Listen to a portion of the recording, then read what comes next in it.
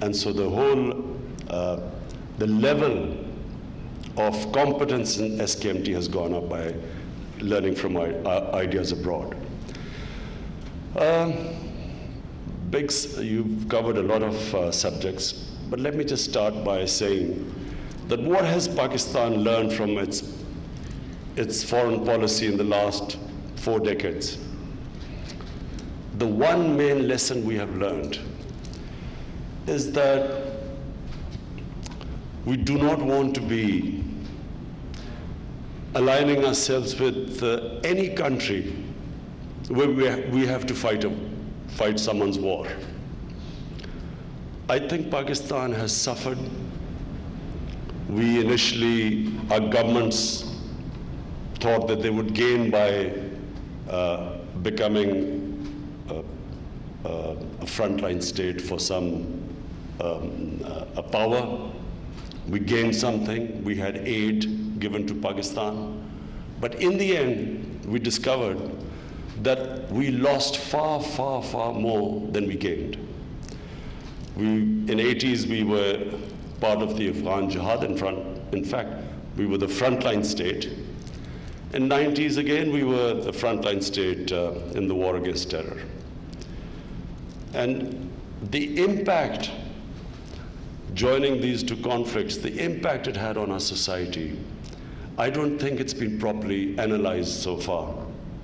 I think if we ever sit down and analyze the negative impact, we will find that a lot of problems we face today date back to the time we became part of the Afghan jihad, and then the war on terror was a disaster for Pakistan. And so what have we learned? That we will now be a bridge builder. We will try and play the role of a conciliator between rival countries. No longer will we become part of a conflict. And I think once this realization goes through every strata of society, unfortunately, some people still don't believe that we lost out in participating in these two conflicts. There are two countries we can learn from, experiences of two countries. One is China, the other is the United States. In the last 20 years, look at the infrastructure development in China. Compare that to the United States. The United States supposedly won the wars in Afghanistan, in Iraq. But the amount of money spent, God knows how many $1 trillion was spent in these wars. At the same time, China was spending that money in its infrastructure. And anyone who has seen the change in China in these past 20 years will understand that the Chinese way of running their foreign policy is much, much superior.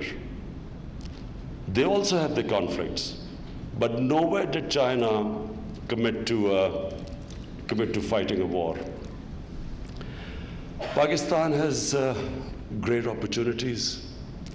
As you mentioned, Ambassador Azaz, the geostrategic position of Pakistan is such that if we, from now onwards, put our house in order, and by that ease of doing business, making it easier for investors to come to Pakistan, our visa regime, making it easier to people to see Pakistan. Previously, we made it so difficult for tourists to come to Pakistan. The investors, of course, the war on terror, that put paid to the investors. Meetings would be held in Dubai. Cricket teams wouldn't tour Pakistan. I mean, the last 10 years, we have trouble to attracting sports people to Pakistan. So now, what we are trying to do is to make it easy to come to Pakistan. We are opening up all our areas, removing a lot of no objection certificates of going into the northern areas. For me, the most beautiful areas in the world. And at the same time, trying to helping our neighborhood in having peace. I'm very proud to say that Pakistan is playing a very big role in peace in Afghanistan. We are hoping that the recent developments will move towards a ceasefire, talks, and a political settlement in Afghanistan. Not easy, but it's the only way which the world now recognizes. The only way forward is a political solution rather than a military one. Iran, Saudi Arabia, one of our, Saudi Arabia has always been a friend in need for Pakistan. Whenever we've needed help, Saudi Arabia has been there. And I can never forget my government when we came into power, the sort of economic challenges which we faced, Saudi Arabia was the first country to come forward and help us. And Iran is our neighbor. In times, we can never forget, in the 60s, when Pakistan was involved in a conflict, Iran came to our help. So, one friend, one neighbor, facing a conflict situation, again, I'm very pleased to say that Pakistan is trying its best, has done its best to make sure that there is not a conflict in our neighborhood, having already suffered what is happening in Afghanistan and the war on terror in Pakistan. We tried our bit. President Trump asked me to have a talk with the Iranian leadership, trying to promote a dialogue between the Iranians and the Americans, and hope it works out, because the last thing I repeat, the last thing we want is another conflict starting in Iran or the Middle East. Our relationship with China is better than it's ever been. China offers us the greatest hope of improving productivity in Pakistan. Agriculture is the mainstay in our country, and China has come forward and offered us new technologies. There are exchanges taking place. And if we can just double our yields, in China the yields are 3 times, 4 times of Pakistan. Even if we double our yields, Pakistan becomes a net exporter of agriculture products.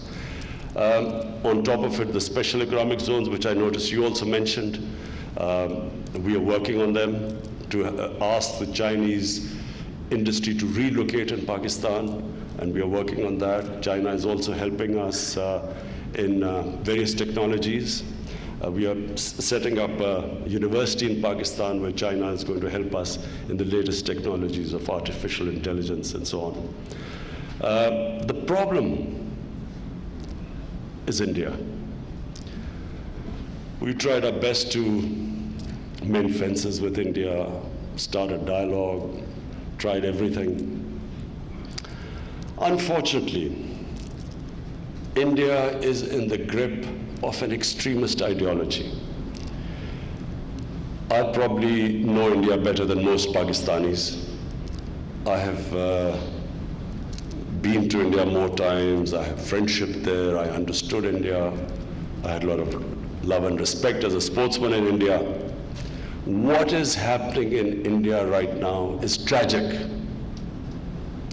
India has been taken over by a racist, an ideology which believes in racial superiority, an ideology which is built on hate, because whenever an ideology is sold, as RSS sold this ideology of Hindu superiority, it also sold the hatred.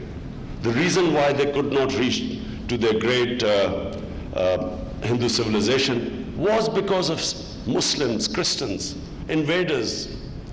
So this hate, when the two get together, racial superiority and hatred for other races, it always ends up in bloodshed. This is the nearest thing to Nazi Germany, what is happening in India. When the Nazi Party came about in the 20s, no one quite understood where it was heading. The Nazi Party was, in the beginning, all the intellectuals, people thought that the Nazi party was the best thing happening to India, to Germany, because they talked about nationalism, national pride, self-esteem, a country that had been defeated in the First World War. No one understood where it was heading. In my opinion, not everyone understands where India is headed right now. Between 1930 and 1934, in 4 years, Germany went from a liberal democracy to a totalitarian, fascist state, racist state. In India, their Nobel Prize winner, Amartya Sen, he recently gave an interview to the New Yorker where he said that he's never felt the fear in India. People are scared. No one talks about it now. The media has been scared into submission. Opposition politicians are scared to speak out because it's about Hindu nationalism. This is a genie when it goes out of the bottle, it's very difficult to put it back in. In my opinion, Narendra Modi is riding a tiger. With every passing day, it will be more difficult for him not to be controlled by this ideology. This ideology will win him votes, will give him a lot of electoral success. So did the Nazi ideology. But eventually, this will lead to destruction. In my opinion, India is going to suffer because India has almost 400 to 450 million people who will be marginalized by this ideology. They are Muslims, they are Sikhs, they are Christians, they are the tribals, they are the Dalits. They will be excluded from this Hindutva, the Hindutva ideology. And that's where the danger lies. It's for India. The greatest danger is right now for India. But Pakistan also is not out of the danger zone because of Kashmir. What they have done in Kashmir right now, I'm afraid the Modi government has gone into a blind alley. The moment they lift the curfew, and this is now almost over 100 days of curfew, people of Kashmir are suffering. It's incredible that how 8 million people could be put through this ordeal. But it can only happen when you have this racist ideology which is built on hate. So almost over 100 days these people are under curfew. All the civil liberties have been taken away. The human rights been abused. Their leadership, thousands of them put inside in jails all over India. Young people picked up in the middle of the night, teenagers taken away. Through fear, through 800,000 troops there in the valley, spreading fear, obviously not fighting terrorism, terrorizing the population. So what happens at some point, this curfew will have to be lifted. What happens then? I don't think this has been factored in because I think the Modi government thinks that they will be so, by these tactics, they will make them submit to this illegal act which they have done. So it makes it very difficult for Pakistan. How do we now extend a hand of friendship to India, which is vital for the subcontinent? Peace is for the long-term future of the subcontinent is vital. One of the things you mentioned, climate change, both countries are going to be affected by climate change. If the water shortage and the melting of the glaciers are connected. And so rather than the two countries fighting together, climate change, poverty, huge issue of poverty, we are now stuck in the situation where this extreme ideology has taken over 1.3 billion people armed with nuclear weapons. And that's why, in my opinion, it's beyond Pakistan. The world has to step in. This is from dialogues like this, interaction of ideas like the Margalla dialogue. It's important for us to tell the outside world that this is a very serious situation developing. I repeat, no one thought that when the Nazis started off, that by the end there will be about 50 to 60 million people dead. No one thought that in the beginning.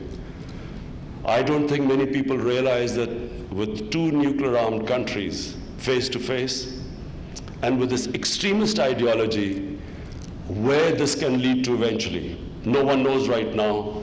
But unless the world steps in, you hope for the best, but we should be prepared for the worst. But the world cannot be prepared for the worst if this goes wrong. That's why it's very important for international community to step in now and stop worrying about India being a counterweight to China. The consequences, I repeat, of this going wrong will affect the entire world. And that's why the United Nations, I appealed to the UN when I was there. We keep talking, I keep talking to all heads of states who I've had the opportunity to talk to. I explained to them the situation, that this can go wrong.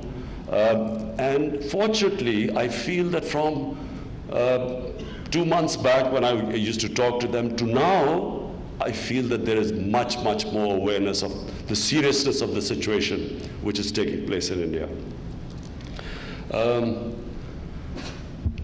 Aside from this situation developing on the Eastern Front, I'm very optimistic. I feel that the Afghanistan issue is heading in the right direction. And Central Asia, I visited Bishkek a few months back, met all the heads of the Central Asian republics, and I feel that there is so much potential. The moment there is peace in Afghanistan, the connectivity with Central Asia, there is enormous potential for Pakistan and those countries which are landlocked. Gwadar has the potential of developing into a future great port, access to which most of the Central Asian countries, along with Afghanistan, would love.